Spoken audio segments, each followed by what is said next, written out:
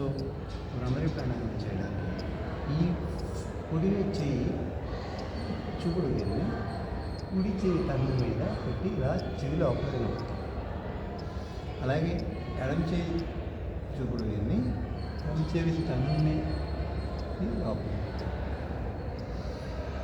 ఇప్పుడు ముక్కు ద్వారా గాలి పీల్చుకుంటాం.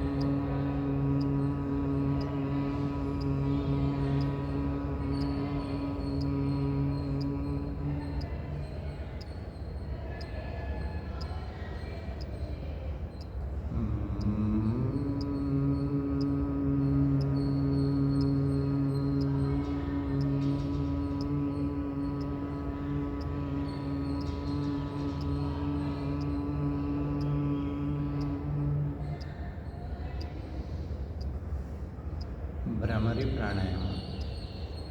భ్రమరి ప్రాణాయామం చేయడం వల్ల జ్ఞాపక శక్తి పెరుగుతుంది,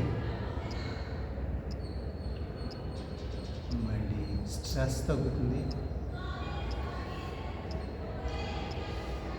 సో కంపల్సరీ విద్యార్థులు కానీ ఎవరైనా సరే ఈ భ్రమరి ప్రాణాయామం చేస్తే చాలా ఉపయోగం. అలాగే